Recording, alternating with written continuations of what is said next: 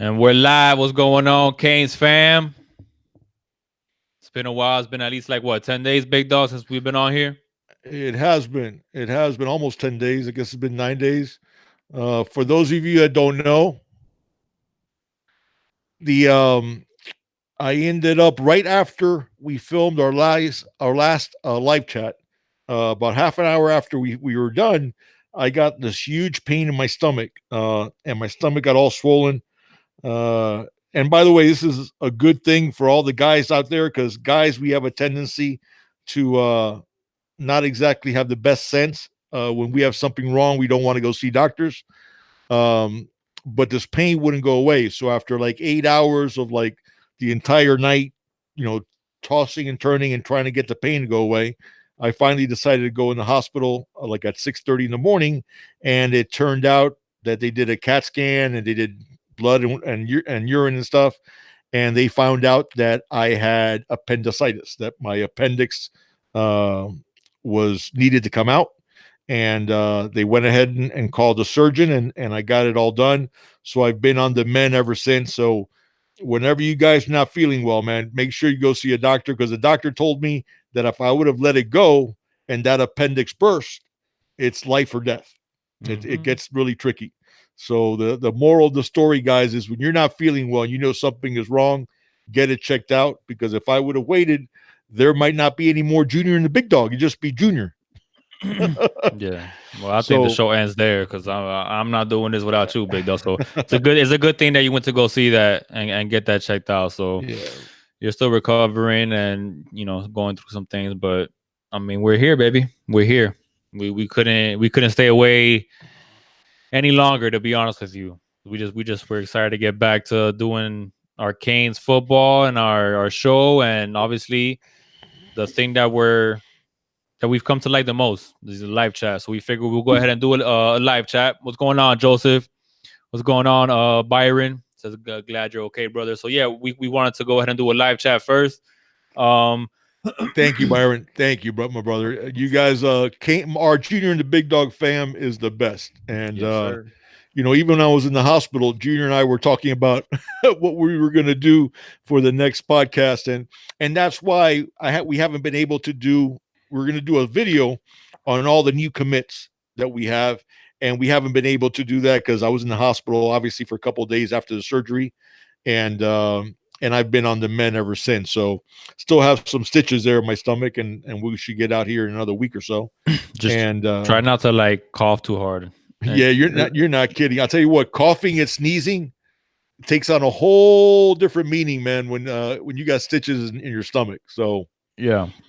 But so yeah, we know a hot topics. A lot has been going on since Paradise Camp, and we are going to do. Obviously, we could talk about it here on this live chat, but we are gonna do just like our videos for those of you that have seen them. If you guys haven't, please do so. Like, subscribe, comment, and check out our content. But what I was getting to is we're basically gonna cover the commits that players like obviously Michael Redding, Chris Washington, Chris Washington. We're gonna also do one on Romulo Height. So we're gonna do our videos. It's gonna be basically a player profile videos, going through all their measurables. Telling you about their players, and the most important part, in my opinion, is the video aspect of it. So you guys can see the players that are committed, but you get to see what they can possibly bring to the Hurricanes on the field, and we show you guys by providing you guys with video, so you guys could see for yourselves exactly the things that we're going to be covering. So that's going to be coming in separate videos during this week and maybe early into next week, trying to play a little bit of catch up since Big Dog has kind of been out. So I do want to say a shout out to I Got Faith. Obviously, we mentioned Joe's Terry King. Thank you, my brother. I appreciate that. Means a lot to me. Same thing, Sean, Byron. Thank you, buddy. You know exactly what I'm talking about, Byron. But that's what I do want to get that out there because, and And Eric, thank you also, brother. I appreciate it. All the kind words. Roel, what do you say, big guy?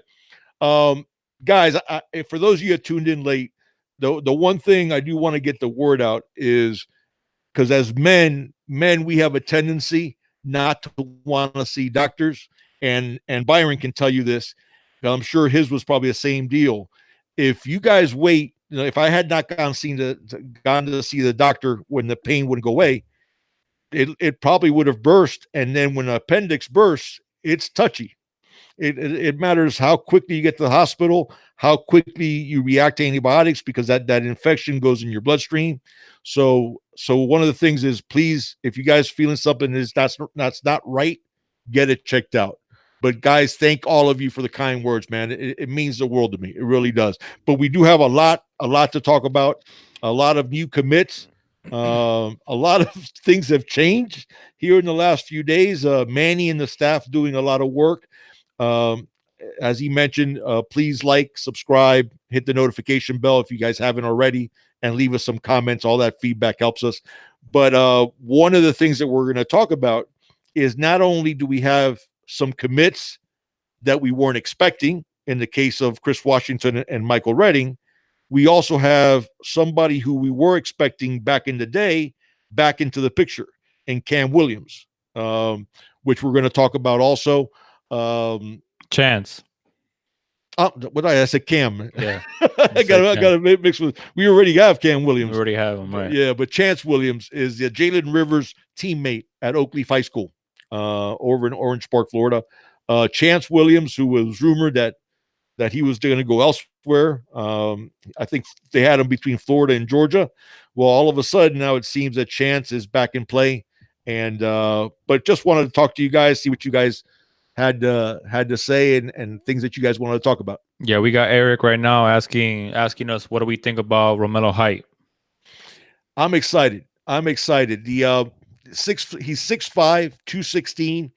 The thing I like about Height is, one of the wrinkles that Blake Baker wants to bring to this defense is he wants to have a position that he calls it a Viper position. And that's what he wants to use Romulo Height. That might be even a position you see Jafari Harvey play this upcoming season. And what the Viper is a defensive end that sometimes drops back into coverage. So it'll give you the opportunity to do some zone blitzes. So if you think about it, as the play unfolds, you have, let's say Romulo Height is lined up at the left defensive end. Okay. So that right tackle is already, lining up to block him. Well, all of a sudden at the snap of the ball, Romulo Height drops back into coverage and covers like a short zone, maybe even the running back out of the backfield. And chances are it'll be a zone, and we'll be able to do some zone blitzes with guys coming from the other places. So that right tackles will be blocking nothing but air, because Romulo Height's dropping into coverage, and then you're able to overload the other side. So that's something you're going to see. It's called the Viper position, and that's one of these wrinkles that Blake Baker wants to throw. Height has already been talked to about this Viper position, and he's really excited about it, and I think he's a perfect fit. He's 6'5", 216. Dublin, Georgia is where he's from. I'll tell you what, though, the young man, if you see him in workouts, you see his film, first off, he's a grown man in terms of how ripped and strong he is, and rangy like that.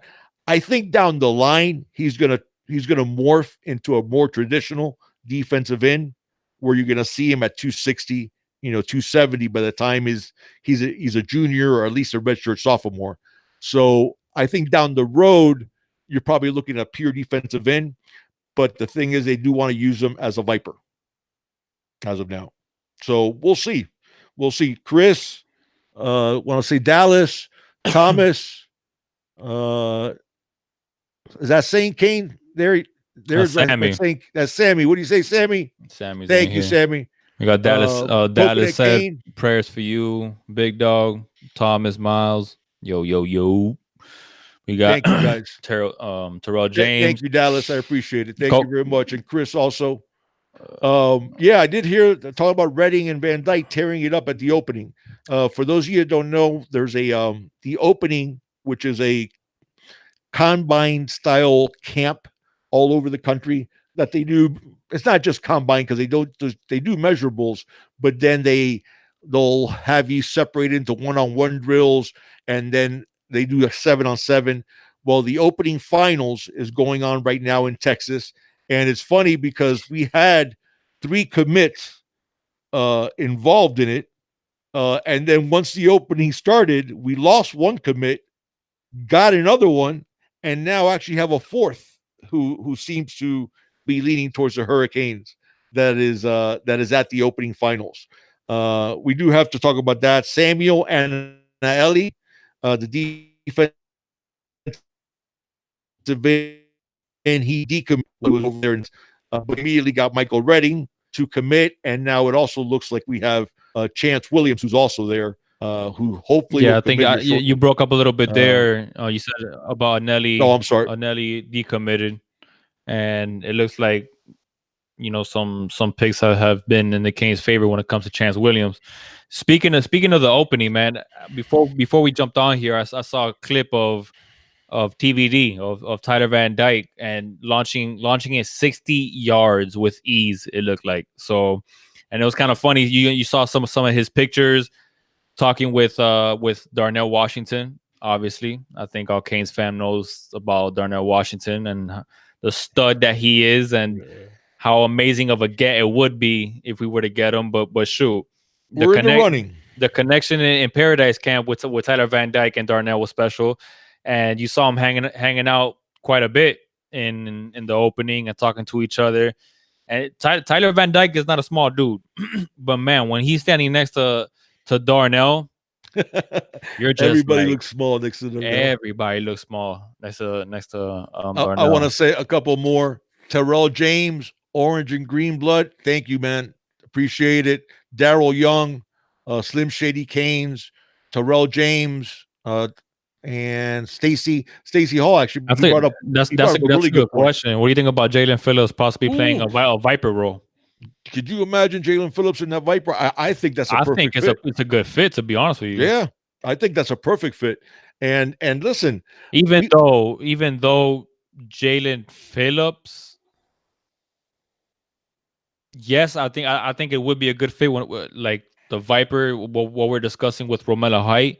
But if you've seen tape on Jalen Phillips and his pass rushing abilities, no, I that's mean, that's true. But here's the thing, though. I'll tell you the flip side of that. The flip side of that, which is what Stacy's point, I think is that if you put Jalen Phillips in there, as good as he is getting after the passer, what's going to happen? The offense is going to shift that the line, the responsibilities over yeah, to so have somebody helping on Phillips, it'll create and that a weak side on the opposite, right? correct, and Yeah. then he drops back into coverage. Yeah. So you have offensive linemen blocking air, and you got offensive linemen on the other side being overmanned. Yeah. So I like that idea of Viper. And listen, it's and by the way, all you guys, thank you much for the prayers, and Daryl Young, all you guys, man, thank you. It means the world to me. Thank you very much. And we're on the mend, so we're getting better. But when you look at that, offenses today have become very, very varied in what they can do. One of the things that we love about Dane Enos is we're going to look at times, like let's say we're in a 12 set. Okay, we got 2 tight ends, we have a running back, and we got 2 wide receivers. Okay, he could line up, let's say, Brevin Jordan in the backfield, and it almost looks like we're running a power eye with, let's say, DJ Dallas or Cam Harris or Lingard at the halfback. Okay, so he can look like we're running a power eye. Well, the defense has to match up with that. Now, what happens if they match up with their base?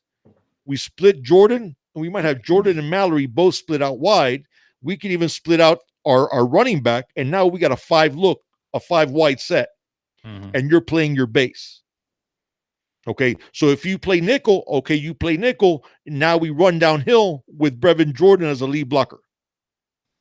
Exactly. Yep. You know what I'm saying? So Yeah. offenses are doing that. Well, defenses have to respond. And the way that they've responded is by things like the striker, things like the Viper. You're giving an offense different looks. You're giving them something else to think about. Because let's say the example we were using, either Romulo Height or Jalen Phillips or Jafari Harvey playing that Viper role. Okay, now the offense has to adjust to that. So after they've seen it once or twice, or they've seen it on film, they have to adjust to that. So what do? You give the offense something else that they have to deal with. Mm-hmm. That's the name of the game nowadays, because the offenses are getting so variable, and they're, people talk. Manny talked about this when we were talking about searching for the OC. That Manny said people, a spread offense can mean 10 different things nowadays than what it used to mean, because people are doing so many different things with these formations. Well, that's what I like about the Viper and the Striker, is it gives the offense something else to deal with. Yeah. So 100%. You got a couple more people in here. Coconut Kane was asking about Jalen. No, he's not. I think he might have had a shot at getting a waiver if he would have applied, but I don't think Jalen was even interested to applying Coconut Kane, so he's not going to play at all this year. And he's making music right now. He came out with a song and a video. Yeah, I mean, it's all right. It's all right. It's. I mean, I don't know. Yeah, but listen, that's Terrell James, he brings up a point that doing that Viper, doing it the right way, it'll make our DBs look good. Listen, the best friend a DB has is a tremendous pass rush. Yeah, 100%. And we have that. I mean, I was going at it with a guy today or yesterday on 247 about that he thought Trayvon Hill was going to get more playing time than Greg Rousseau. And I'm thinking to myself, that's a pretty good argument to be having. Yeah. When you got two guys that are, first round NFL talent type of guys in Trayvon Hill and Greg Rousseau. In fact, I think I'm trying to remember the publication. There was a publication that said that the highest ranked draft prospect in the ACC this season is Trayvon Hill. And that tells you something, that he could end up not being a starter for us, because he's still going to play a ton. Whoever starts doesn't matter, because at the end of the day, it matters how many snaps you get. And I'm thinking, out of those 70 snaps, let's say you have 140 snaps among the defensive ends, I think you're going to see 50 for Garvin, 50 for Rousseau, 40 for Harvey. Actually, no, I shouldn't say. 40 for Harvey, 40 for Hill. But I'm thinking probably I'd say 45 for Garvin, 40 for Rousseau. That's 85. 35 for Hill. And then the rest by Patchen. And then Jafari Harvey thrown in there here and there. So that tells you, and it gives you an idea, when you're looking at Jafari Harvey right now as our fifth defensive end, how deep is our defensive ends? Yeah, we're in good shape. Clavon, what's going on, Clavon? What do you say, Clavon? Eric Islami says, do you think that Quentin Williams was a good take? I do. Now can I cheat a little bit on my answer? Because here's the thing. Quentin Williams is a good player with a high ceiling on his own. Yeah. The fact that he's teammates with Trenton Simpson, that makes him look a lot better to me, frankly. And they would, because they've talked about being a package deal. Well, they took a lot of trips together. Right. So now I don't think they necessarily said that they were a package deal, but they did take a lot of trips together. And well, it was certainly portrayed to be that way. I think they both always wanted to play together. So I think the fact that obviously the coaching staff believes that as well. Like you said, I think Quinn Williams was a good take on his own, but if you could get an outside linebacker like Simpson to come in, I mean, we're talking about one of the best outside linebackers coming into college football next year. And frankly, we need the depth, and we need the help on the linebacker position. So I think the good question is, do we take Williams if we take Trent Simpson out of the picture? Right. Do you still think that we take Quinn Williams? We addressed that when we talk about when we did our defensive prospect video that Nah, we did. Loso Phillips is not working out with the team. It doesn't look like at all. As far as I know, no, it doesn't look like it. But the defensive, when we did our defensive line and inside linebackers video of the defensive prospects, I went over Quentin Williams, and that's one of the things I said, that as a standalone, taking Simpson out of the equation, I think he's a take, because I do think he has a very high ceiling. Okay, he's a guy who's athletic, strong. He's probably a guy, not the highest of ceilings, but I do see that who can develop into a Joe Jackson type of player. Not as big as Joe, but that I think would be his upside, the maximum of his potential Mhm. on Quentin Williams. But the fact that he is friends with Trent Simpson is a biggie. So I do want to address that. I want to get the thank you, Clavon, for guys. Please hit the likes. It really does help us. Coconut Kane had a really good question. The run to pass ratio this season. Mhm. I'm thinking somewhere along the lines of That's hard to it gauge, is it is man. tough. That's It is very tough hard to because gauge. the thing is, Coconut Kane, that I'm going to give you one number and then give you another one, because there's going to be some games that we win by blowouts, that we're going to run the ball more. Um, I think because of that, you're probably looking at 55-45. I'd say in run to pass ratio, 55% of the plays being runs and 45 being passes. Also, remember, in college football, sacks count as runs. They count it towards the run yardage and as run attempts. Unlike the NFL counts sacks as not passes attempted in terms of thrown, but it goes against your passing yardage and passing plays. But I Um, will say this though, when it comes to talking about the ratio, the run and pass ratio, I think the fact that teams are gonna be respecting the pass this year in particular is going to open up some really nice opportunities for us to pound the ball. And I would like to see that. I mean, let's be honest, guys. Teams were stacking eight in the box against Malik, and even sometimes against Nkosi, yeah. basically daring us to throw the football. So I think it's going to be a balanced attack, like you said. But I think in particular the fact that we're going to have a passing threat, I think that's going to open. I mean, listen, even with teams stacking the box with eight, we're average over 5 yards a carry.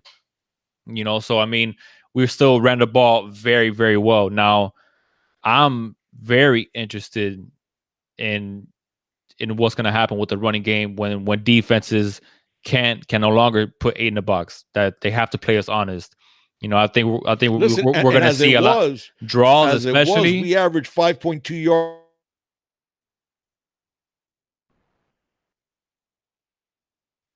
Oh, I think I completely Game. lost. Oh, can you hear me now? Yeah, yeah, I lost you there for a second. Go ahead. Okay. That one quick thing before we continue. Zach Hall mentioned about Simpson being committed to Auburn. Zach, he is. The thing with Auburn is Gus Malzahn, their head coach, is on the hot seat. I don't think Auburn's going to have a good year, and then I think you might be looking at Malzahn getting fired, and which is amazing considering the success he had there when Cam Newton was there. But Auburn's, not only are they on the downside, Malzahn is definitely on the hot seat. So Simpson is committed to Auburn, but I think just like Justin Flo being not committed, but being rumored to go to USC, and Savell Smalls being rumored to go to at one time to FSU. Now people have him leaning towards Bama. But Mm. the thing is, I don't think Simpson sticks. If Malzahn has a bad year at Auburn and he gets fired, then obviously the rest of the coaching staff is going to go also. Look, So I think that puts Simpson back in play. I think that opens up the door for Joseph's question as well. He says, "What do you think of Flo saying that he has a favorite from the East Coast, but it's not who you think?" I saw that. Joseph. Listen, the fact that Flo came to visit on his own dime speaks a lot. Okay. Now, does that mean that that's any guarantee? Of course not, because he visited other places also. Um, I do think Flo is probably leaning towards USC, where all the crystal balls have him going. But just like I mentioned with Simpson, Clay Helton, he's on the hot seat. If USC last year they went 5-7, if they don't have a decent year, and I'm talking about 10 wins, I don't think Helton survives. Now, whether the rumors about Urban Meyer are true or not, who knows? Okay. But I think that will put Flo in play also. So, So you think he's talking about the Canes when he says that he has a favorite on the East Coast, but it's not who you think? yeah. I mean, why not? I think so too.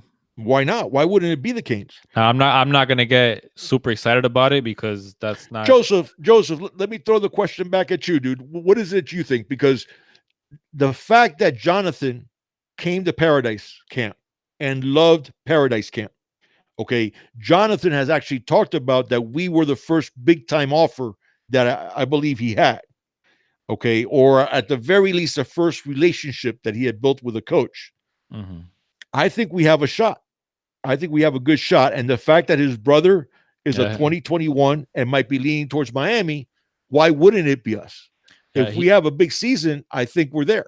Coconut Kane says he also visited He did. No, FSU, no, he but did it. And he's visited other schools. I just think FSU is a dumpster fire. yeah, I mean, I just look at we were actually talking about it earlier on today about Knighton. Right. About Knighton, was pretty much it was between the Canes and FSU, but obviously because of the depth that we have here at running back and Cheney coming in, that Knighton wasn't really looking very good for the Canes.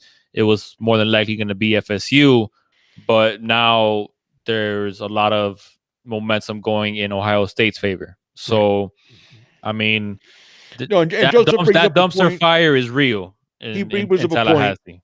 The thing is, Joseph, what you're saying about Georgia and Clemson, that's a valid point. Okay, no doubt. But this okay. Let me just say this: when those are all, I mean, let's be real fans and let's try not to be biased fans here for a second. When you think about schools on the East Coast, big time schools, you're thinking about obviously Bama first, Clemson, Georgia. Those are the schools that you may think Right. Flo's talking about. Right. A lot of people are not That's necessarily the thing. gonna put Miami That's a like good point. so That's a Flo good point. by Flo saying, oh, it's not who you think, because you might be thinking the Bamas and you might be thinking the Georgia and Clemson, but it's not who you think. That's a good point. It's definitely That's a good Miami. point. It could be Joseph, Miami. and here's the thing. Here's the thing. The fact that he did say, and that's something that's a very good point, that he did say it's not who you think. I think that eliminates Georgia and Bama and Clemson, because those are people that you would think. The fact that we have that relationship with Jonathan Flo with his brother, that his brother loved to visit to Paradise Camp. Listen, if I would I bet a significant amount of money on Flo coming here. Now, mind you, I believe we're going to have at the very least 10 wins. Okay. I think a 10-2, 11-1 season is more than likely. Okay. Obviously, I hope we win every game, but I think the way the schedule shakes out, the difference in our offense with Dan Enos, I think that's going to be with the same elite defense. That's going to be what good enough to get us in the conversation for any recruit. That being said, some of these schools like USC, like Auburn, like FSU, having down seasons is going to help us even more. But if I had to bet a significant amount of money to me that Justin Flo is going to be a hurricane, that's not a bet I could make. Okay. So I'll say that much. I am guardedly optimistic. Okay. But I think as good as anybody. You Yeah, got that? You there?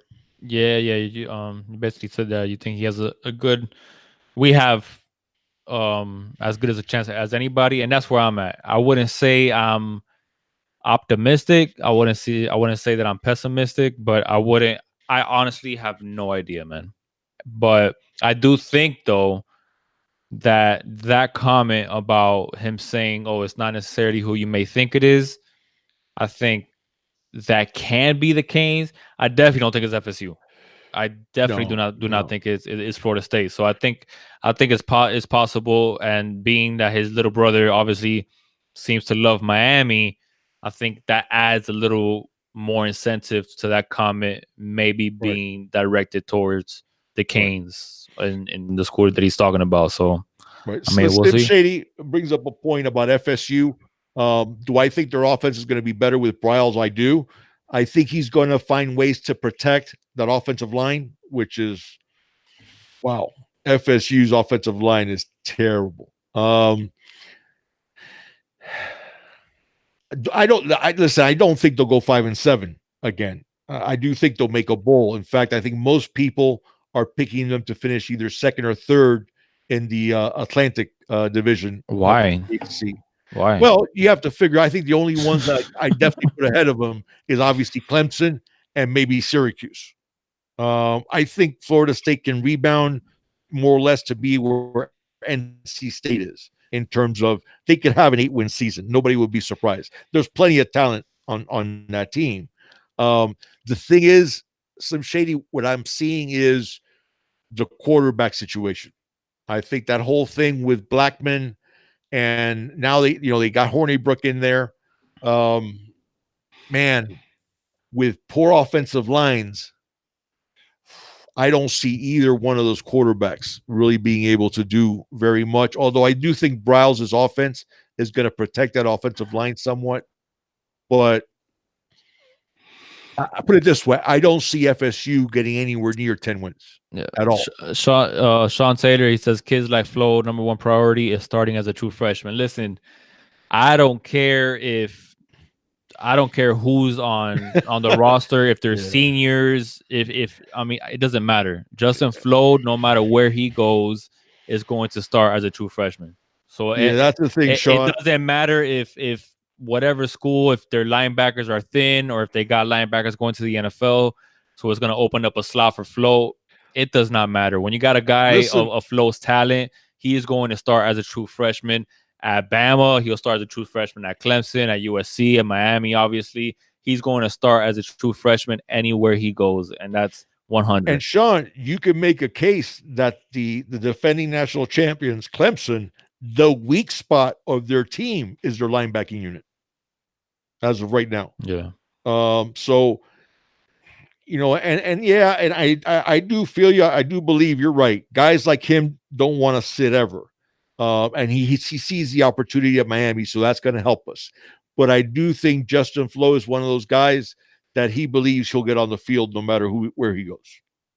yeah. So, but you're right. I definitely don't see him at all being with FSU, and I don't see Savell Smalls going towards them either. So, Yeah, Thomas Miles, that little brother stuff. Yeah, I feel you on that. The little brother stuff doesn't really matter. I mean, especially when you're considering such a huge decision.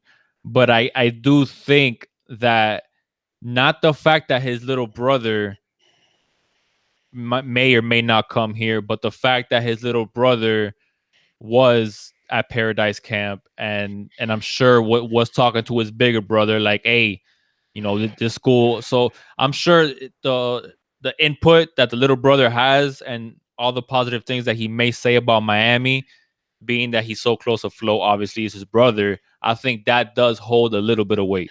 well, that's the thing, Thomas. You're right. I don't think that's going to carry anything. You're No, I right don't think about so. that. I don't think so either. But it's another positive on our side, is my point. And the fact you remember Justin visited and then Jonathan coming for Paradise Camp, I think it helps our case. But again, I go back to you. I agree with you. It's not the end all be all, and it's why I wouldn't bet a significant amount of money that Justin ends up as a Hurricane. Yeah. So I mean Terrell, that tells you I feel optimistic, but guardedly optimistic. yeah. Terrell James says it's hard to be a freshman and start at Bama. Yeah, but it's Justin Flo is just different, man. But It's but he could definitely start at Clemson because Clemson's linebackers that is their weak link there for But sure. I don't see. I don't know. Maybe I'm too high on Flow, but that's not somebody that you redshirt. or that's not somebody that I don't know. I don't see it. I don't see any school not bringing in Flo and starting him from day one because Flo looks college ready right now. Like he looks like he's a junior, possibly even a senior. I mean, just his build and the way that he plays, man. Flo's ready for college football at the highest level right now, and that's my opinion. Maybe I'm too high on the No, kid, and listen, but man, and what Timothy is saying in terms of Flo not being guaranteed a starting spot if he goes to Bama, I'm with you. What I'm saying is, in Flo's head, in his own head, he feels like he'll start no matter where he goes. Okay. Now, I do think that if you're looking between Clemson and Bama, Clemson would be the place that he would be the safest bet to walk in and start from day one, because that is the weak link of that Clemson defense is their linebackers. So that part I definitely see. 100% Slim Shady. Yeah, you could never overlook FSU, especially. I mean, let's be honest, it's a rivalry game. No matter what, I feel like regardless on what team is up and what team is down, that game against FSU and being that it's going to be in Tallahassee, yeah, Well, and Slim Shady, I don't know if you were watching. I think I said it on the last live chat. I had gotten into a discussion about how I don't care about stars and star ratings. And one of the things that I pointed out, Slim Shady, was that FSU from 2015 to 2019. Okay, so basically the last five recruiting classes, they have three less 5 stars than Clemson, but 10 more 4 stars than Clemson. So that talks about the type of talent that FSU has on the roster. So you're right. The talent is there. I think the dysfunction, when I say dumpster fire, it's not even that I'm expecting them to go 5-7. I think the dysfunction that they have there with the head coach just getting there after 1 year and already being on the hot seat, bringing in Kendall Briles. Um, there's a lot of disconnect. What happened with DeAndre Francois, man, there's a lot of stuff going on there. And usually when there's that much stuff going on, teams struggle with it. So I expect FSU to win 7 or 8 games. I just don't see them to win 10 or 11 or 12. yeah. So Timothy says, wait, hold on. Let me go back a little bit. Orange and green blood, he started batting the ball down. Oh, because because Orange and green blood said that it's no way Flo's going to FSU because he doesn't want to be caught dead with Dora the Explorer backpack. no, and Clavon mentioned, I'm glad you brought that up, Clavon, about the what's going on with Tyreek Austin Cave. Thursday, he commits. He's going to make his commitment on July 4th, and all signs are pointing towards University of Miami being the commit. So Tyreek Austin Cave is committing on Thursday. The two other commits I'm expecting. You're breaking up, big dog. Big dog, big dog, big Worsham. dog. Oh, No, can no, you hear hold me? up. Yeah, go ahead. You were starting to say the two other commit because Cave's gonna come in on Thursday, and the two other commits that you're expecting. Are going to be Daz Worsham, the wide receiver that decommitted from Alabama, and Chance Williams, the defensive end who's a teammate of Jalen Rivers. Yeah, I think those are our next 3 commits are going to be Austin Cave, Chance Williams, and Daz Worsham. I think they'll all be committed by next 2-3 weeks, and then we have 23 commits and going in, and I think the rest of them are just shooting for the big fish. By the way, so you guys know, we can go over 25 because of the fact that last year we only had 17 commits out of high school. Obviously, the transfers are factored in there, but we can go over 25. So I think what we're going to do is take these 23 and then maybe just hunt big fish from then on, other than maybe adding a cornerback for sure. So how's that? yeah. What do you think about Oh, which Clavon was asking about the other top schools. Clavon, the West Virginia was viewed as being the biggest threat to Austin Cave, but You guys remember when I I told think you? Syracuse was another one, no? Yeah, but you guys remember when I told you that I was sure about Jalen Rivers? I'm that sure about Tyreek Austin Cave Yeah, I that feel he's going to say Miami on Thursday. yeah, I feel good So, about that as well. About Chance Williams, I'm still I don't know. I'm not 100%. Like I feel a lot more confident about Cave than I do about Chance Williams. oh, Joseph Holmes saying he follows Austin Cave on Instagram and that he had a Miami Hurricanes hat on. Yeah, I'm feeling it, Joseph. I think that's a slam dunk. Yeah, I think so too. What about Tim Burns, Kaniak Chris?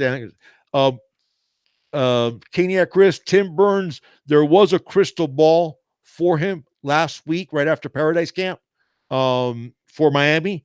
And I'm thinking, I feel good. Listen, 2021 kid, obviously we have plenty of time, but I think we get Tim Burns, and I think that kid's a straight up baller. I think he's a straight up baller. I think he's going to get a ton of attention. I know he's not the 6'1", 6'2" cornerback that has become all the rage, but he's a young man. I still think he has some growing to do. I believe he's like 5'10" right now, maybe 5'11", but he's a baller for sure. So I do think we're going to get Tim Burns. I'm sorry. Go ahead, dude. Can you hear me? Yeah, I hear. Oh, God. I thought it was cutting out again. No, you're good. Okay. Uh, let's see Somebody was here. asking about Davenport was starting fullback, not Williams. I must have missed what they were talking about there.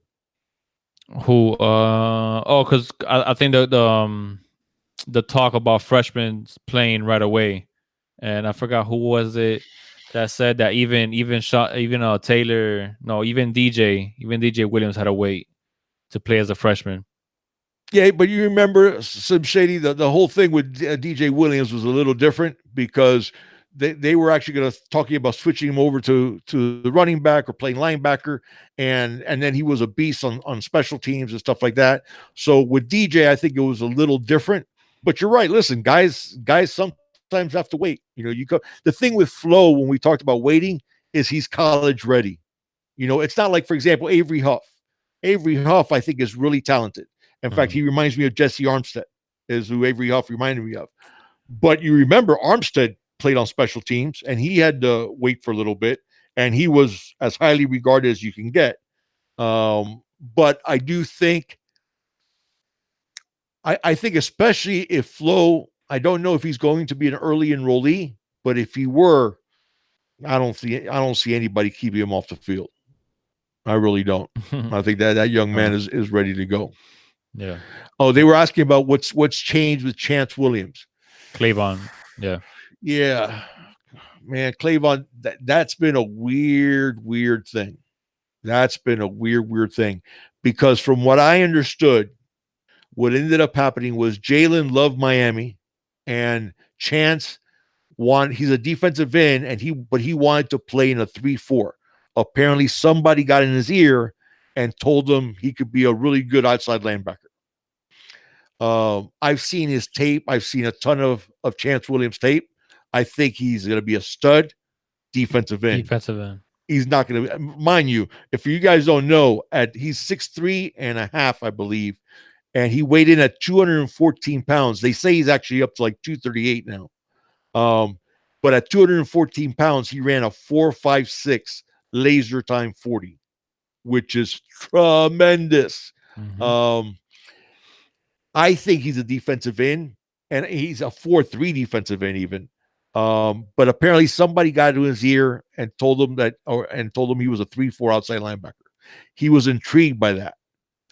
Now all of a sudden, so that put Miami out because obviously we're a 4-3, and the type of defense that we play. And all of a sudden, we went from being out of it completely with Chance Williams to now being not only all in, that they think that Chance Williams committing to Miami is imminent, that it's about to happen. So, Clavon, something happened there behind the scenes. I don't know what. I don't know what. I have no idea. Was it something negative from Florida or Georgia, which were the two teams that were trending for him? I don't know. I don't know, dude. I've been trying to figure that one out. how we went from not even having a shot at Chance Williams to all of a sudden us being the leader in the clubhouse, and Well, that not it's like a given that Chance Williams is a king. well. There's I believe there's what five crystal balls or And every six or and six, I think it might be six, and and all of and them say Miami. all of them say Miami. So it's pretty much like 100%. And you're talking about a player that's top 100. I mean, stud, stud. So to be able to get a player of his caliber, I think is amazing. Do y'all Slim Shady Canes? Do y'all think we will see more Realist George this year? I think he could be used like the A train. Like the A train. I don't think he's going to get that Uh, much playing time. Some shady, yeah, me but neither. there's going to be some packages, and I wouldn't be surprised if he's in our goal line package quite often. I mean, that's Um, where he would be the best. So yeah, right, shoot. and he's going to be on the field some. I know that he won over the coaches. The coaches are real happy. He's reshaped his body. He got rid of some of that bad weight. Um, Hmm. Dallas Simpson also had a question, I haven't. Oh, I'm sorry. and Go ahead. I'll get to that. Yeah, I want to get to that question, talking about the wide receivers versus the tight ends in terms of the sets that we're going to use. So, but the thing is, Slim Shady, I think we're going to use Realist George more than we did last year. But I think overall, you're probably looking at 10% or less than that of snaps, maybe Yeah. 5% of snaps that he'll get in there. Now, in terms of Dallas's question, um, do I think we're going to And see I a mean, lot more two tight end sets than I think you're going to see a lot of 12 personnel Dallas because of how talented our tight ends are with Brevin Jordan and Will Mallory, and using a 12 set when you have tight ends that are that agile and that fast and that much of a mismatch. it's a mismatch. Remember, Enos Forget at about it. Arkansas. Enos at Arkansas had Hunter Henry, who's with the Chargers, and Jeremy Sprinkle. Mhm. Okay. So he had two. I'm not going to say I think Brevin Jordan and Will Mallory are even more talented as a duo. Um, so I think you're going to see a steady diet of 12 personnel of the two tight ends being in there quite often. So I think we're going to see that a lot more than seeing four wide receiver sets Yeah, for I sure. agree. Kenny at Chris says that apparently there's a rumor that Fleming's on decommit watch. I've heard the same thing, but not from him. Yeah, Um, I don't know. No, I have. I've heard people wonder about that because of the fact that we are recruiting more receivers, and as of right now, we already got three, including him, obviously. Um, Mhm. Andrew Ivins from 247 addressed it directly, and he said that he has not heard anything at all. And the last times that they have talked to Fleming, he sounded as sure as of a Miami as he's ever has. That they don't see any smoke at all with Fleming. So I have to take Fleming at his word when he said that he was 100% committed. I think Fleming sees, Redding more as an outside the numbers type of receiver where he's a slot guy. So Restrepo, I think, might have been more of a concern for him. But as fast as Fleming is, he knows he's going to get out in the field, especially from the slot. Mhm. So I don't think we lose Fleming, but listen, look what Keyshawn Lawrence did. Because I really believe that Keyshawn Lawrence the entire time had that plan. That whole thing of him Uh, doing that video and Hey, stuff like that. I got a question for Canes fan because I was talking to my old man about this.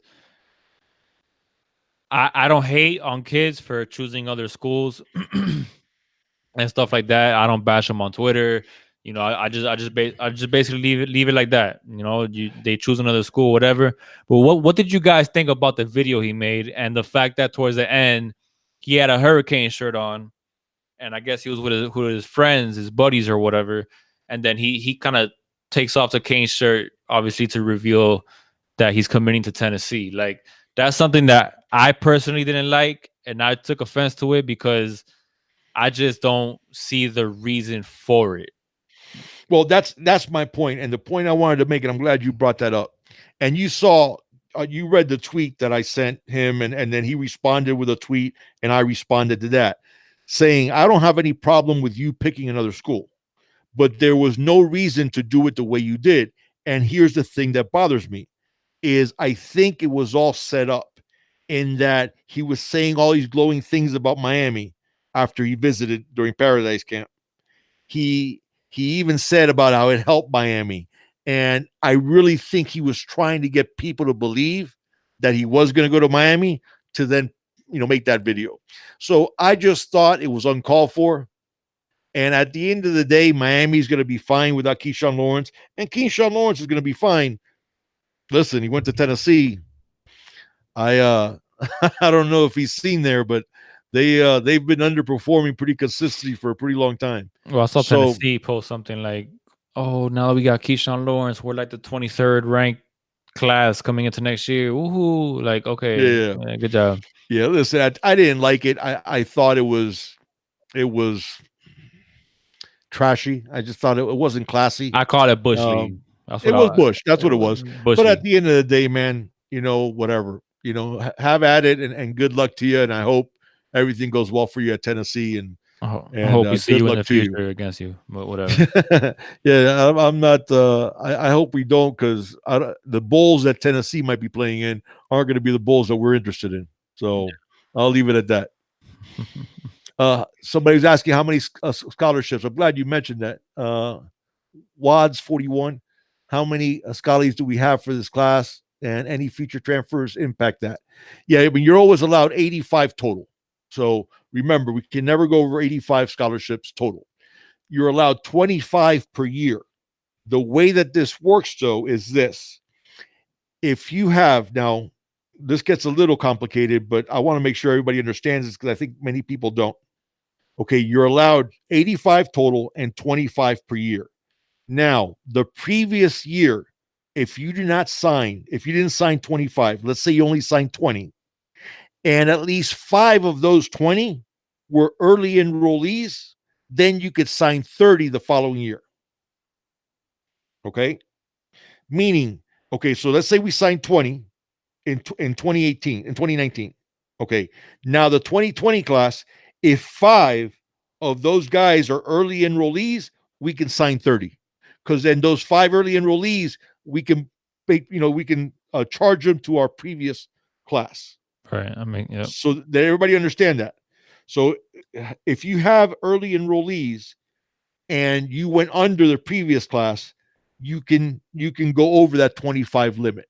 Mhm. So right now, from what I can tell, I think our actual limit is going to be somewhere around, I want to say, we signed 17 out of high school. Now, some of those transfers will impact that number, but they don't really count until their eligibility starts. So that means like Asa Martin, Jalen Phillips, they don't count Right. against that number. Guys, from what I can see, I think we can go as high as like 28, I want to say. Yeah. So I And hope and that and we're gonna leave room, no matter what, for the big fish. So absolutely. I think that's a given. Guys like Simpson, guys like Flo, Smalls, and such. I think we're Darnell no. Washington. Well, yeah, Darnell Yeah, Washington. that's a real big fish. Yeah, you ain't kidding. So I mean, yeah, I think we're good when it comes to that. I know some people were kind of like panicking, like, okay, hey, we're kind of running out, but we're gonna leave enough slots open to make sure that we catch at least one of those big fish. Like, And Slim Shady says 83. I think you're right, Slim Shady. I thought it was 83 before Weldon left. I'm trying to think. We were either at 83 or 82, but you're right. We haven't been at 85 in a long time. yeah. We got here. Somebody was saying about the over under on targeting calls in that Florida Miami game. It's gonna be a slobber knocker, that's for sure. It's gonna be, you better keep your head on a swivel. Yeah. Although now they even took away. What do you guys think about that rule change, man? That ticks me off. Now you can't hit people on returns on like a crackback if they're not looking. that they're going to This is the trend that we're seeing oh my God, man. with Pretty soon football. you're going to start asking permission to hit somebody. Yeah, I mean, yeah. I think we're going to reach a point where they might just completely remove the kickoff from football. I'm not kidding, man. Hey, Yeah. the way it's going Yeah, right well, you now. saw they try in that AAF, that defunct league, the Alliance of American Football that they tried at the beginning of the year. They were actually had no kickoffs, and I hope they don't. I think that's going to be a pendulum that swings back the other way at one point or another. But Slim Shady was saying that I was right at 82. Yeah, I'm pretty sure, Slim Shady, that's where we're at. So we'll see. We'll see Yeah. what ends up happening. Yeah, I agree, Chris. That rule does suck. It's Over under on tailgate fights. guys, if you're going there, listen, it ain't worth it, man. You guys go there, have a good time. I obviously I can't get around like I used to, so it's Yeah. hard for me to make live games.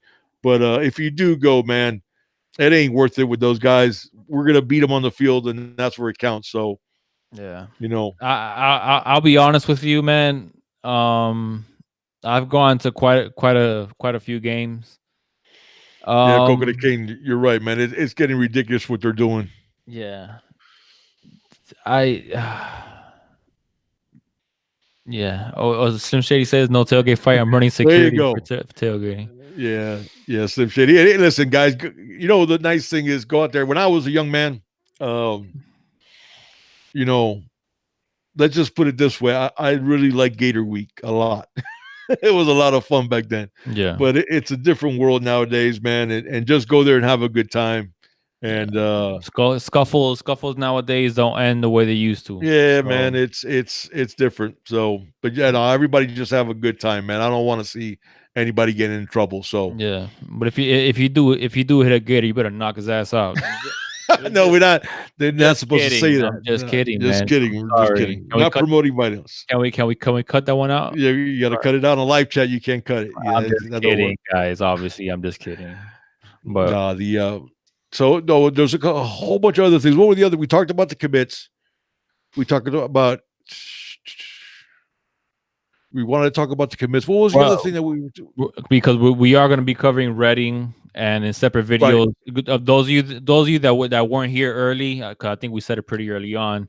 We're going to be covering Chris Washington. Our breakdown that we do with video and stuff like that, and Reading as well, and Romulo Height. So we're gonna do 3 separate videos. Basically, we're gonna break And you know down. what, guys? And we're going to throw in Daz Worsham. Because Chance Williams, we already broke down, and Elijah Roberts, we already broke down when we did our defensive prospects video. So you guys want to see that? It's in, go to Junior and the Big Dog channel, and you guys will see the breakdown of Elijah Roberts and Chance Williams. But we are going to do one on Romulo Height, Michael Redding, Chris Washington, and we're going to go ahead and do one on Daz Worsham too, because I think his commitment is imminent. And by the way, Tyreek Austin Cave was also covered in that defensive lineman outside linebacker video of ours. So please, watch that also if you want to see Tyreek Austin Cave. Also, if you guys haven't yet, just want to bring it up real quick. Please subscribe, like, hit the notification bell, very important, and comment below. Comments also help us and grow the channel. So if you haven't Hey, already, please do that. and I really was. I hope you guys know I was kidding about fighting a gator. All right. Just, Oh, just, that's just in case yeah, YouTube takes that serious. yeah. I know how you are, YouTube. Caniac Chris mentioned that the staff likes Hyatt. I saw Listen, that. We were talking about that earlier today, so it's funny that he brought up yeah, Caniac Chris, let me give you my theory. And by the way, so this gets a little complicated, so this is going to take a little bit. Okay, I'm glad you brought that up. When Michael Redding was signing into the opening, because he's at the opening there in Texas, the opening finals, he was asked during sign-in about his recruiting. Well, he said that his recruiting was wide open, that he had no idea where he was going to go. Okay. Half hour later, he committed to Miami. Now, the thing that Michael Redding said, reading in between the words, was that he talked to Taylor Stubblefield for quite a long time, and then Manny Diaz got on the phone and told him that basically, if you want to commit, now's the time. Okay, because the way Redding made it sound was that he wanted to commit to Miami earlier, and Manny didn't give him the green light. Caniac Chris brings up a point. This is just the way I read the tea leaves. Okay, so I want you guys to understand I don't have on this aspect, I don't have any special inside information. Okay. This is just the way I'm reading what happened. What I think occurred was Jalen Hyatt, the wide receiver that ran a 4.3140 earlier this year at one of those combine style camps, he decommitted from Virginia Tech. He was committed to Virginia Tech. Tuesday, he decommitted from Virginia Tech and talked about Miami being one of the schools that he was interested in. Right. What I think occurred at what I think happened is that Miami wanted either Hyatt or Redding, but not both of them. Okay. I think if Redding tried to commit, they might have wanted to hear back from Hyatt if Hyatt was serious about Miami. Because I think they wanted Hyatt more than they wanted Redding. I mean, listen, you cannot teach 4.31 speed. Correct. Now, for you guys don't know, Redding, even though I think they timed him today at the opening, and they time him at the 4.4 and change. By the way, I think they timed Don Chaney at 4.4 and change too. Um, but Redding has a 41.5 inch vertical leap, which is ridiculous. So I think he's one of these guys. Remember, the thing with Redding, he was a big time basketball player. Mm-hmm. So Redding didn't run track because you guys know basketball and track seasons coincide. So a lot of times when guys play basketball, they don't run track. Right. I think Redding, once he learns how to run a 40, will have a time in the 4.3s. Oh yeah. Because I'm sorry, a 41-inch vertical leap is elite. Yeah. Okay, is look, elite. go ahead. I'm sorry. Just to finish that. So I think that's what happened with Redding. That maybe when Redding first wanted to commit, Miami was still trying to see about Jalen Hyatt. Mm-hmm. Now the crystal balls have Hyatt leaning towards Tennessee, and that's why I think Manny told Michael Redding, if you want to commit, come on down. Michael Redding's father is a huge Miami fan, and Redding committed. So, and frankly, you know what? If you guys haven't seen Redding, he's 6'1", 195. The dude is solid. He looks like a grown ass man. Okay, he doesn't look. I mean, think about this. You guys see Jeremiah Payton, how solid he is. He's 6'1", 185. Redding is 6'1", 195, and it looks like it's all muscle. So, Jalen Hyatt, 6 foot, 160 pounds. I'd rather have Redding, frankly, than Hyatt with all his 4.31 speed. So I think we got the guy that we wanted, and I think he's an upgrade for Brian Robinson. Even though Robinson might be ranked higher than Redding, I think Redding is a much better prospect. And listen, man, since after Hyatt decommitted, he did express interest in Miami, but Redding seemed to be a lot more about this U than Hyatt was. And when it comes to, I think me and the big dog have both expressed we want guys that wanna play here. So I love Redding, and I remember, Big Dog's the one that called me and told me, hey, guess who we got? Because as soon as we lost Brian Washington. Brian Robinson. Oh my God, I get Washington. Dude, how many times have I done that with I know. confusing? I don't know why. But you got Darnell. You got Darnell on your brain, which what you got. I guess, man. And I got Chris as well. And we got Chris Washington. That's true. Right. So whatever. Okay. So Robinson. As soon as we lost Brian Robinson, a couple days later, I started to notice because Redding was pretty much going to FSU. So I started to notice that the Canes were warm on Redding's trail. So then I was like, okay, wait a second. So then I started looking into Redding a lot more, and he became like, okay, dude, we got to get this guy, because I actually ended up liking him even more than Brian Robinson. A lot more than Robinson. Yeah, a lot more than Robinson. He's a much better athlete than Robinson.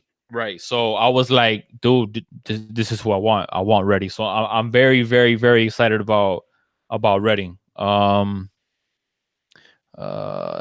Who we got here? Slim Shady Kane. Sigmund, Kaniak, Chris had a couple of good points there. Um,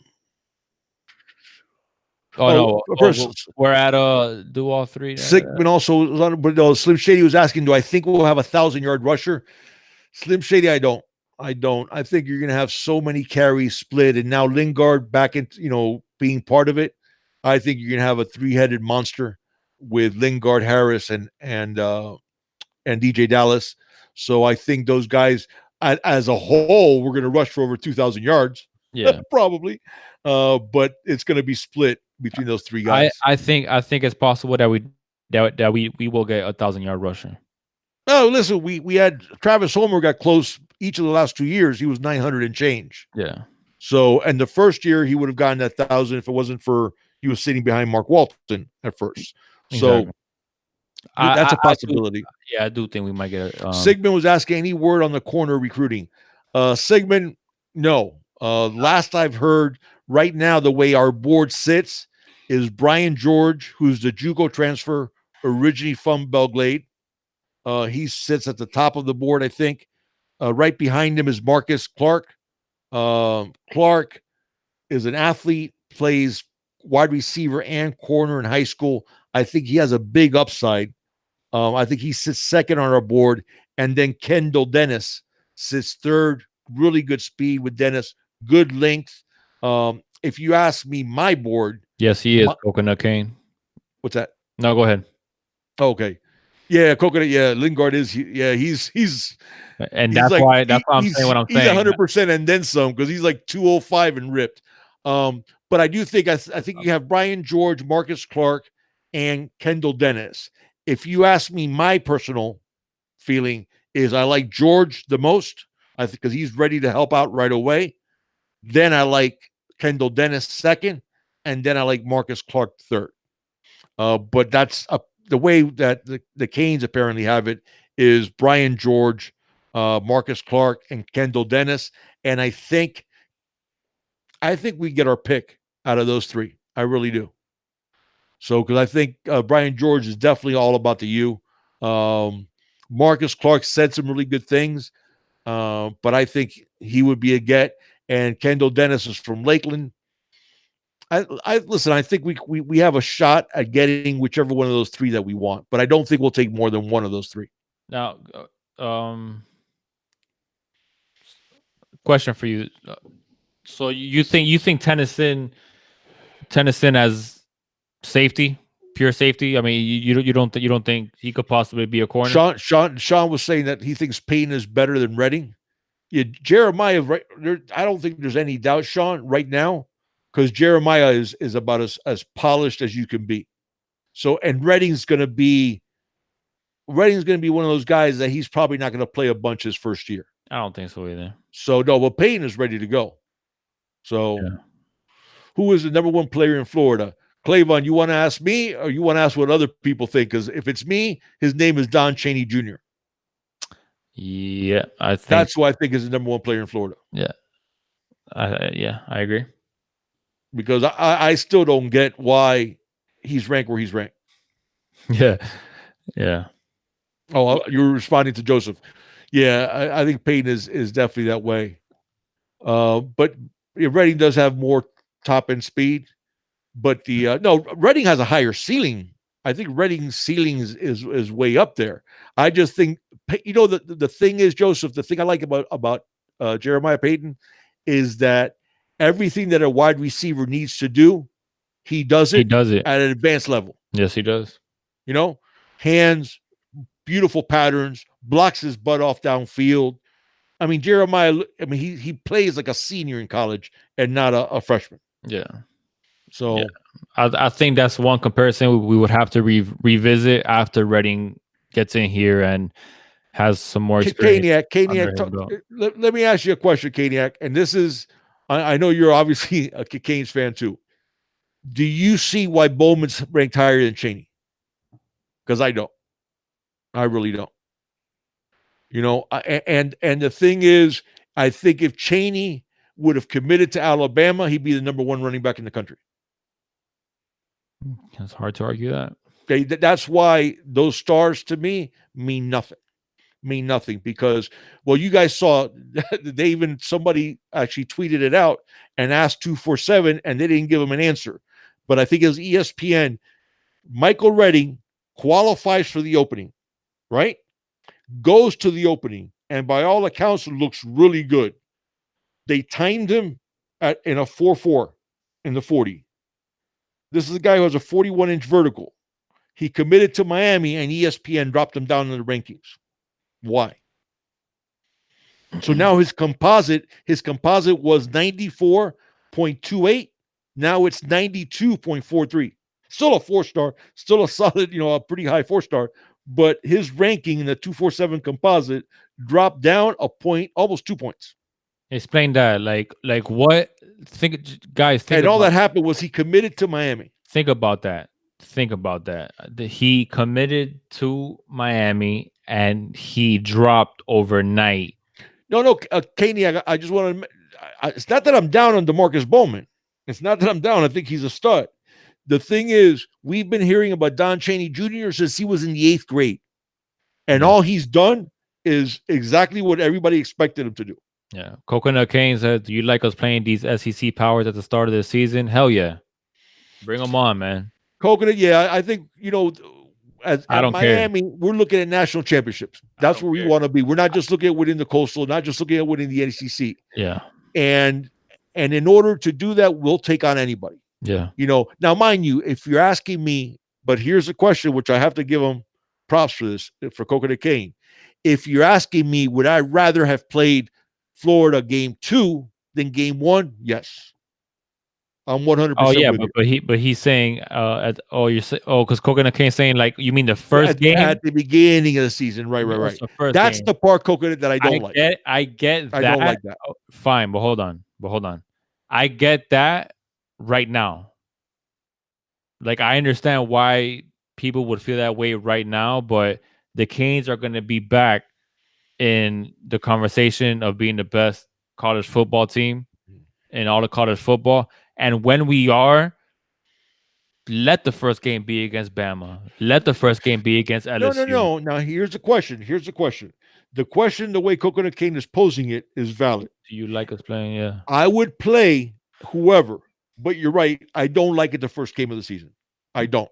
Because in college football, there is no preseason games, to get ready for that week 1. So game 1 is what he's talking about. Oh. Yeah. I'm with you 100%. I don't like playing them opening week. I don't. I'd rather have a FIU, not really a Bethune-Cookman or something like that. I'd rather have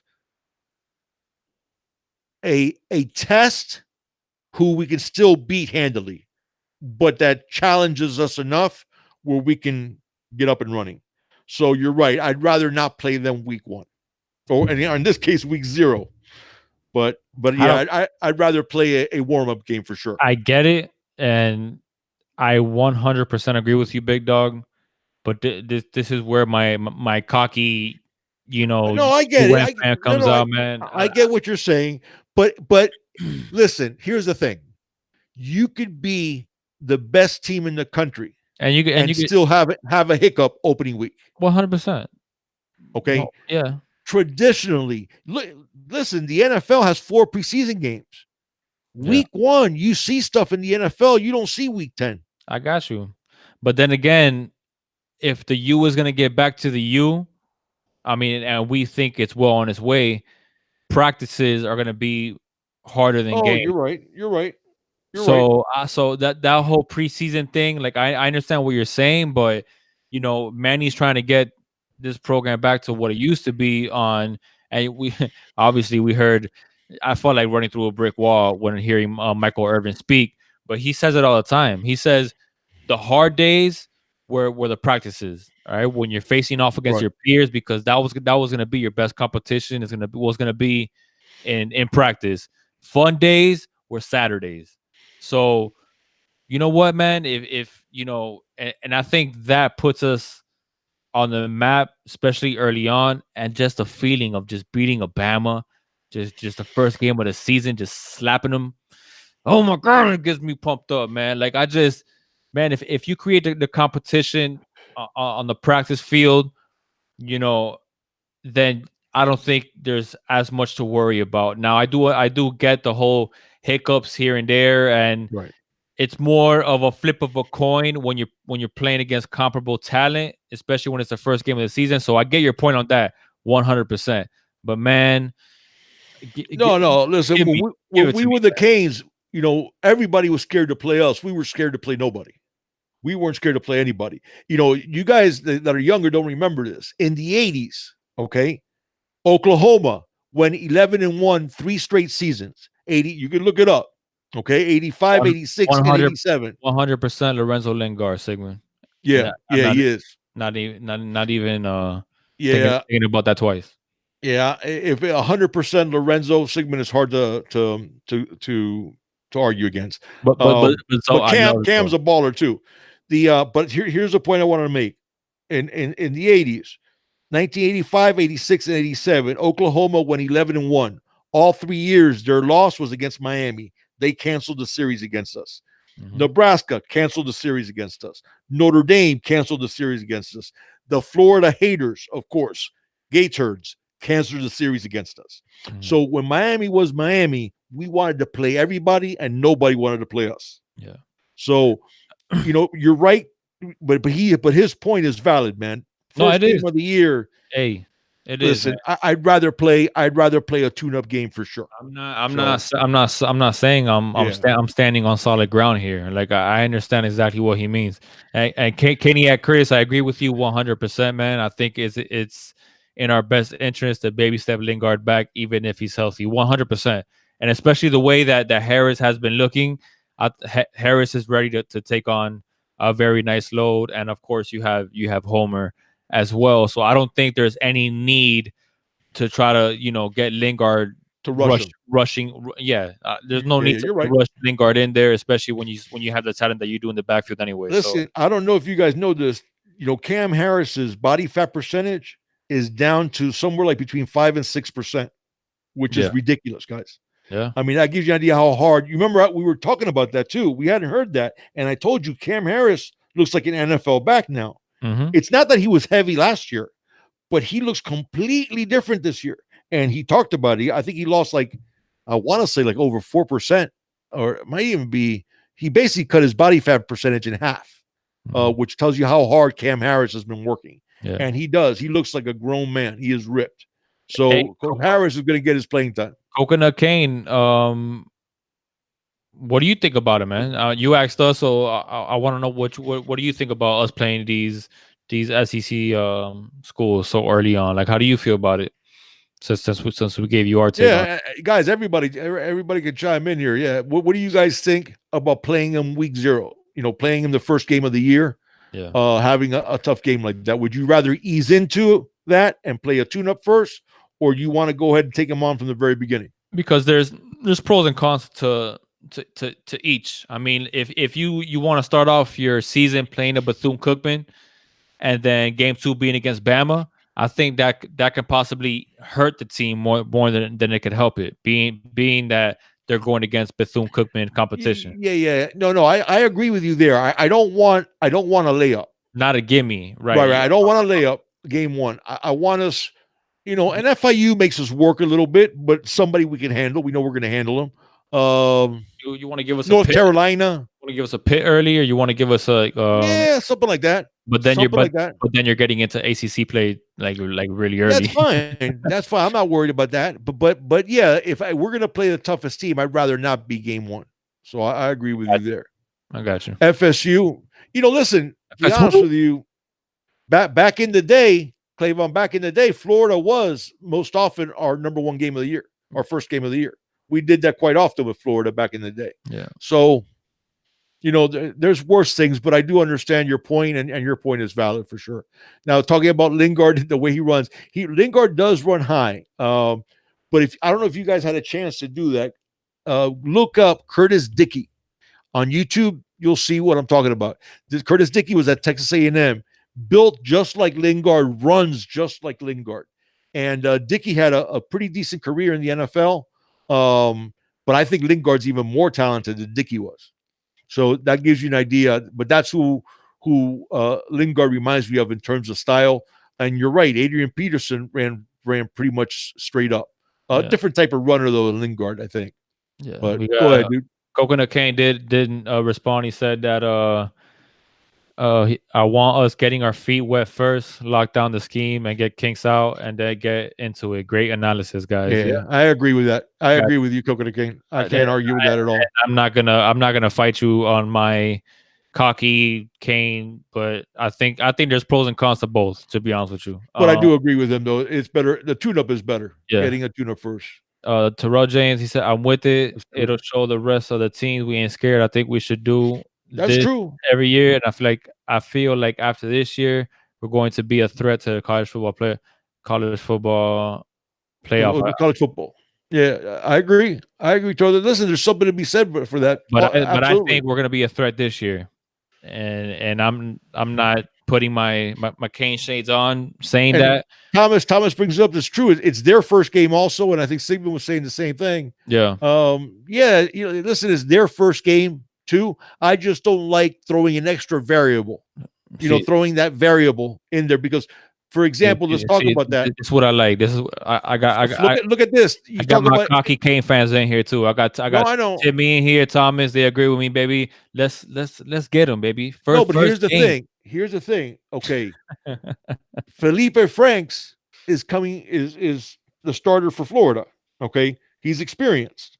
Yeah, Okay, so our QB, if it's not in Cozy, it's basically starting their first game with a brand new offense. So Florida has the advantage of having experienced guys playing their first game of the season. For us, I think we're at a disadvantage when it comes to that. But you guys, listen, you're right. When we've been at our best, we play whoever wants to play us. What do you say, Tim? got Tim. Yeah, I just I love to smack. Like you're right. I mean, but his point was not playing them or not playing them. His point was not playing them the first game of the season, no. and I understand that. And that's a valid point. Is there any greater threat to us to win the Coastal than ourselves? Absolutely not. No way in heck do I think that anybody in the Coastal Division Oh, no is a doubt. threat. No. Coconut King, no doubt. No doubt. Kane for life was saying about the offense was not No prepared. way, And Virginia. I know you're right. You're right. Kane for life was talking about that our offense wasn't prepared for LSU, and we warned that's not going to happen under Manny's watch. I agree. Yeah. I agree. Kane for life. I think Virginia is going to finish second. A lot of people have Virginia Tech finishing second or tied for second with Virginia. I know. It came for life. No, that But was Virginia Tech's in trouble. that was it. I'm not cutting your head off for that. I just personally because my reaction to him saying that Virginia is going to be a threat to us, and I was like, Virginia. Nah, I didn't mean it like that, man. I'm just saying like. I think that just the talent that we have, I just do not think any of these other teams in the Coastal pose a significant or a serious threat for the Canes. No, but I think Virginia will definitely finish second to us in the Coastal. That's fine, but I don't. We should not lose one game in the Coastal. Yeah, he does. Bronco does have a good system going there, and they have a stud in the secondary. They have Virginia can play. I don't think we're going to blow them out. But the thing is, we host them and we host Virginia Tech. In back-to-back weeks. Yeah. So the fact that we got home field advantage against Virginia and Virginia Tech, I think that's going to work out in our favor. And in addition to that, look at the Virginia game. Tech is struggling. They got some issues. Yeah, but just look at the game. Look at the game last year against Virginia. Okay, now guys, remove the quarterback issue and the musical chairs that Rick played with the quarterbacks, because our defense kept us in the game when we had no business being in that game, frankly. So, look at that Virginia game and replace that with the Dan Enos offense and a pretty darn good QB, whichever one of these three come out, and that game should not have been close. So that's why I'm saying what I'm saying about right. No, I'm not saying they're going to be slouches, but Hey, man. No. What he's Virginia is going to be good. There's no doubt about that. But here's the thing: if Virginia brings their A game and Miami brings their A game, that's not even a close battle. So, but I That's agree my with you. point. That's my Virginia point. is the next best team in the Coastal for I sure, agree no with, doubt. yeah. I agree with that 100%. I agree with that. Yeah, Kenny at Chris, we traveled to Pitt and UNC and Chapel Hill. It's always iffy. Yeah, Chapel Hill's it's tough to play in. But we have an off week before UNC's, Exactly, which helps us. which helps us out quite a bit. Yeah, Um, yeah. That one little tricky one to Pitt might be a little tricky. It might be a yeah, little tricky. So, but yeah. I agree. And Thomas says the only close games will be road games. Yeah, I think And listen, I believe we're going to beat them. But FSU on the road, you can't say it's a toss up because they do have talent. That you can't say it's a gimme. I should say because they do have No, talent. no game against FSU was ever give me. Yeah, I don't care. and we're going into Tallahassee. So Exactly. listen, that the two games that concern me the most are Florida and Orlando and FSU and Tallahassee. Yeah, You 100%. know, now does that mean that I think we're going to lose? That doesn't mean that And either. obviously But those two games concern me Clemson, the most. Clemson On the AC ACC championship game, right? championship. Because Right. guys, I see us going undefeated in the Coastal, and I see us just getting to the ACC championship. And Trevor Lawrence does scare me a little bit. I'm not gonna lie. I think he's gonna be he's a first pick in the NFL draft No doubt. kind of talent. No doubt. But so he's the only one that scares me. But defense, defense, you match them up. I think we match up perfectly against them. That's a good point. King for Life said that he's glad that we play him later in the year. I agree.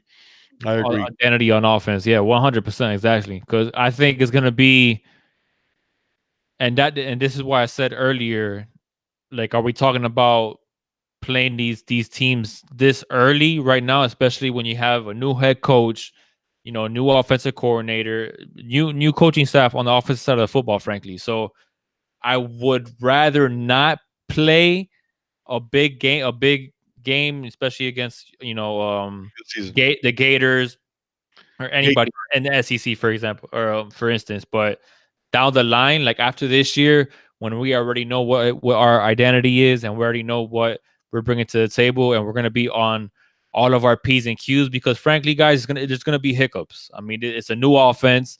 It's new. It's a lot of new and moving pieces that are going to be seeing their first real yeah. playing time. Terrell, Against the Gators. So I mean, it's tough. Terrell and Chris bring up good points. That because Terrell, you live in Tally. You said right. I think you're the one that said you live in Tally. And that if Miami blows out FSU, they're going to want to fire Willie Taggart. And the problem is the buyout. You're right about that because FSU has an issue financially. FSU, that's why when I say it's a dumpster fire, guys, I don't know if you guys heard about this, but out of all the BCS school, actually the entire FBS division, so all 130 schools, academically, FSU football ranks last. So they're having all kinds of academic issues. They're at 936 in the APR. That's the academic progress rate. To give you guys an idea, if a team is at 930 or below, they get sanctions. They lose scholarships, they get sanctions. FSU is at 936. So Yeah. they have academic issues. They're having issues financially. Okay. There's a lot of negative stuff going on with FSU besides Willie Taggart. You had the issue. Listen, guys, this team quit on Jimbo Fisher on Jimbo's last year. Okay, towards the end of the year, they flat out quit on him. They didn't look like they were giving max effort last year under Willie Taggart. I think you have a lot of character issues, and that's the thing that I don't think Willie Taggart is going to be able to fix. And you're right, though. We blow them out in Tallahassee. They're going to try to find a way to get that buyout and get Taggart fired, especially if we beat him by a considerable amount. Yeah. What did I see here? Came for life. I don't think. Wait, We hold want on. to keep Taggart. You're right. We Came, do. came for Hopefully, life. I don't think so. Everyone has film on him now. If he does it this year, then he goes first round before Tua. What he can't Oh, he's gonna Lawrence, that's gonna be the year after. yeah, he can't go. He can't go He this year. he can't go this year, so he'll He has to be play this year and next year. and next year, and then And he'll then be able to go to the NFL you have draft. to have, you can go to the NFL after 3 years of your class. Exactly. So basically, he has to play. You have to either be a redshirt sophomore and finish the season, or an actual junior before you can go to the NFL draft. Yeah. Yeah. So Oh, that's right. Terrell brings out their tickets. Yeah, you guys see that? Season tickets. The FSU has gone from 38,000 to 23,000. That's 15,000 people that did not renew their season tickets yeah, or more. but and it's crazy, man. This is one of the things that it really irks me about people talking crap about our fan base. And I mean, listen, guys, winning puts butts in the seats. All right. Everyone. If you guys saw FSU games last year, it was sad.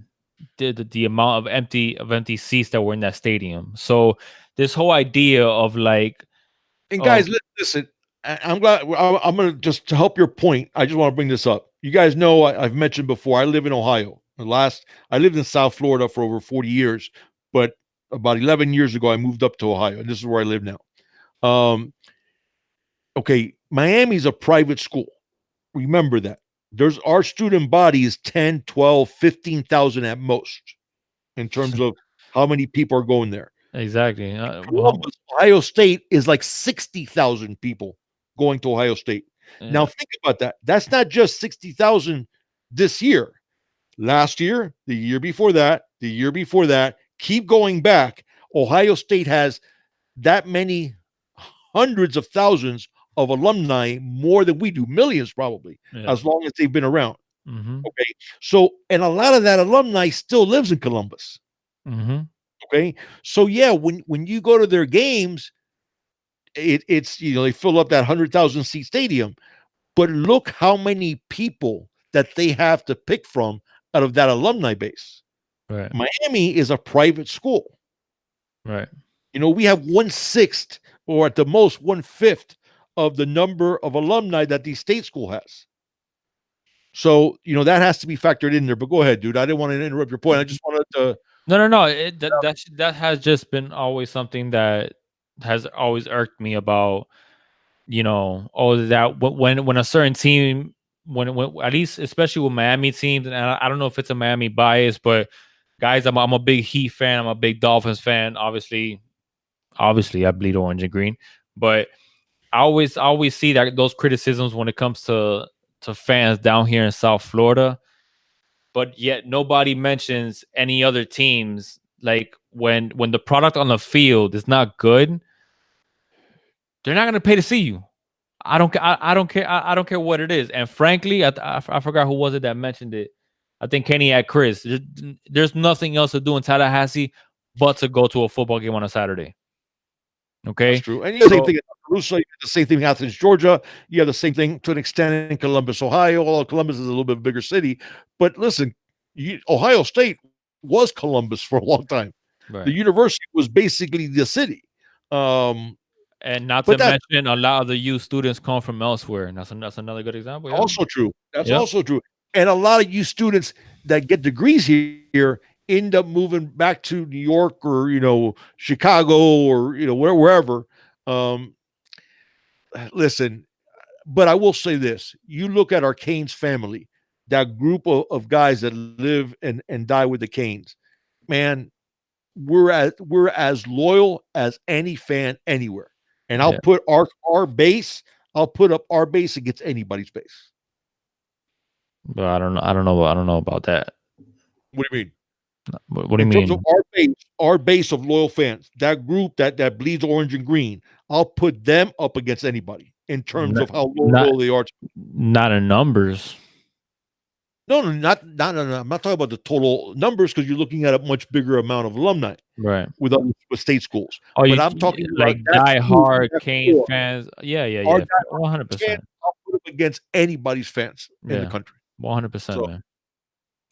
Hey guys, we're gonna start wrapping this up pretty soon, man. So any Yeah. more?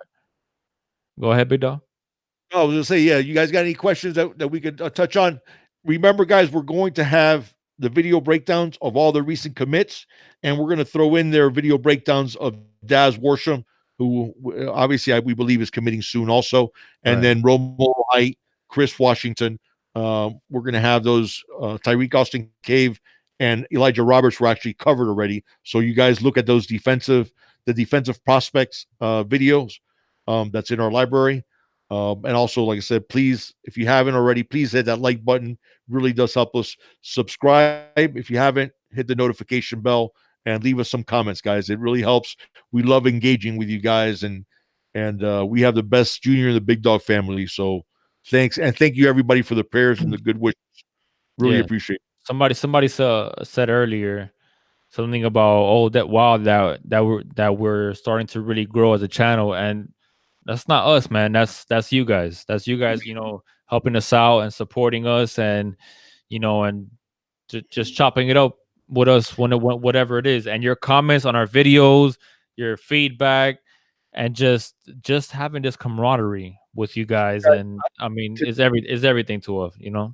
We were talking about when I felt up to doing this because of the surgery and stuff like that. And my wife and I were talking about it. I believe it was today or last night. Anyways, but my wife and I were talking about it, and I told them that our base of you guys, that you guys, it's not just that you're loyal to us, it's that you guys have taken it upon yourselves to help our channel grow. Yeah. And I never expected that. Yeah. I never expected that. And so that growth that we have had in such a short period literally has zero to do with us, and it has everything to do with you guys.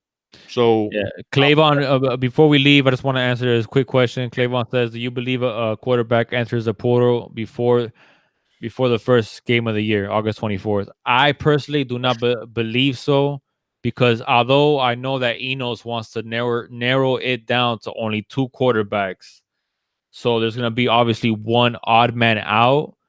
I do think that during the course of a season, there could be some changes. You might have one guy struggle, and I do feel like every single quarterback will get their opportunity, and I don't necessarily believe with 100% certainty that whoever does start August 24th is going to be our starter all the way through. Now, hopefully I'm wrong, because I would love for our starter to be from right day enough. one all the way through.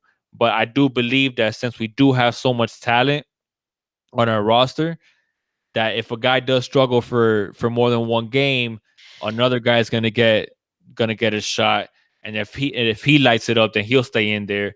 And if he struggles, then we'll go ahead and bring the other guy. And no matter what, if Tate is not the starting quarterback, I do believe there's still going to be tape packages. So I don't necessarily see somebody transferring yet as the season progresses, but do I think that there's a possibility that obviously one of these QBs are going to transfer after the season?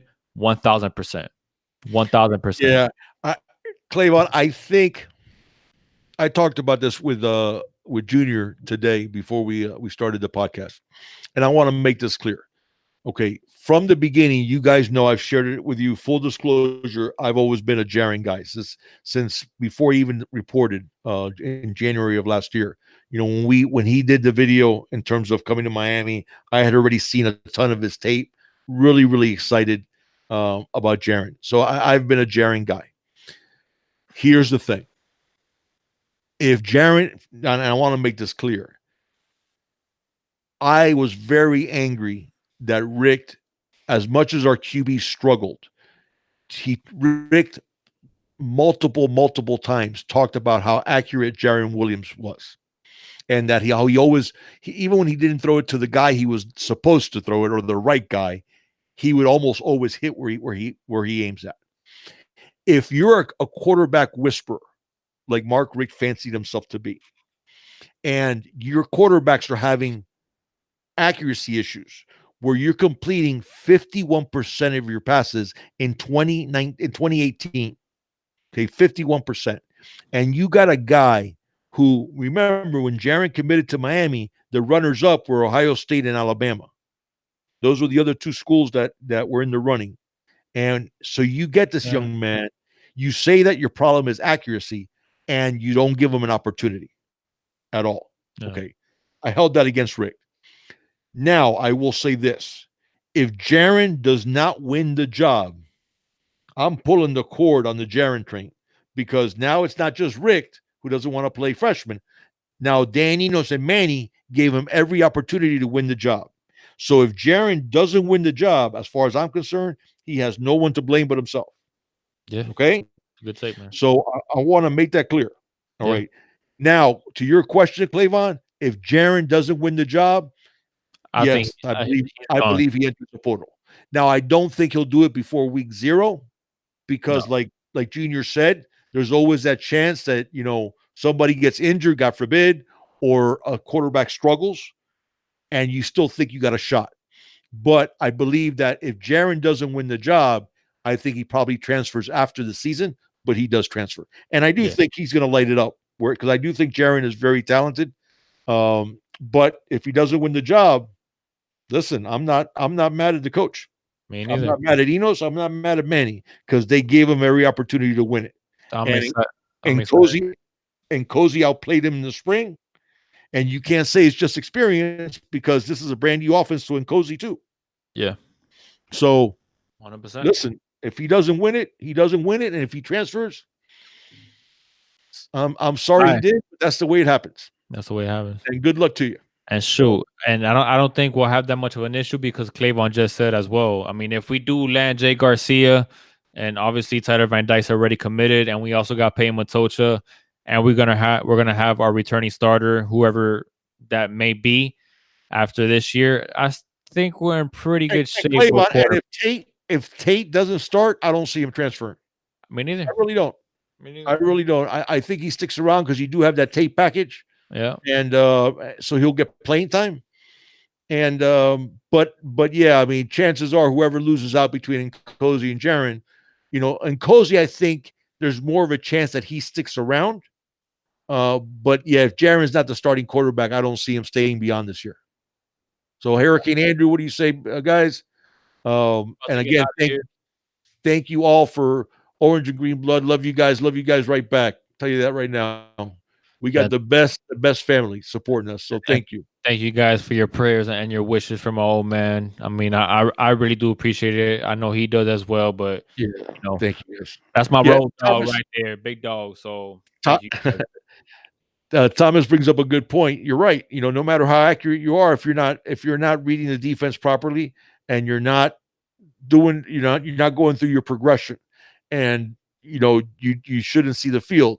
My thing with Rick is, last year I don't hold it against Jaron, because man, Rick had this aversion to playing freshmen unless he was forced to, Yeah, I know.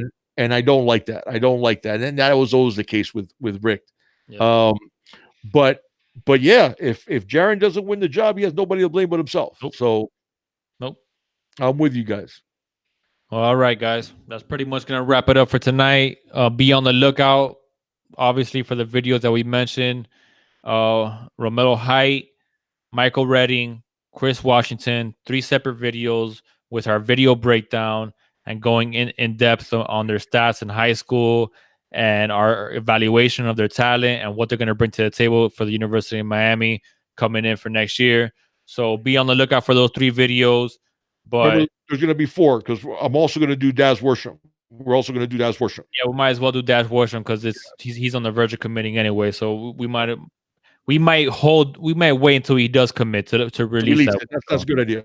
Yeah. Yeah, but we are going to have those video breakdowns of each of those new commits, and the other commits. Elijah Roberts, look at that the video as defensive line, and what was it, defensive line and outside linebackers Yes. prospects, because Elijah Roberts was in that, and who was the other one we had talked about? Elijah. Oh, and Tyreek Austin Cave. He Right. was also in that same one, but Tariq Austin Cave, I'm sorry, he wasn't in the same one. He was in Chance Williams, he was in the inside linebackers and secondary. correct. Right. Chance Williams, right. Chance Williams was in that also. Right. So you have Chance Williams and Elijah Roberts, who are in the defensive line and outside linebackers prospect videos, and then Tyreek Austin Cave was in the inside linebacker and secondary That secondary video. prospect So videos. yeah. So, and then we'll do the videos on the other 4. Yeah. So with that being said, guys, thank you guys for joining us once again. If any of you are watching or not subscribed to the channel, please do so. We would really appreciate it. Like, share, and yeah, we'll see you guys on the next one. Yeah. We had a great time. I hope all of you guys have a great evening. And as always, And hit the notification bell, guys. Also, that helps us out. And please leave us some comments. And yeah, love chopping it up with you guys. yeah, But as always, you ready? I'm It's always ready. always all about this you. Orange and green, baby. We bleed it. Thank you guys. Have a good night. See you on the Have a next good one. night, guys.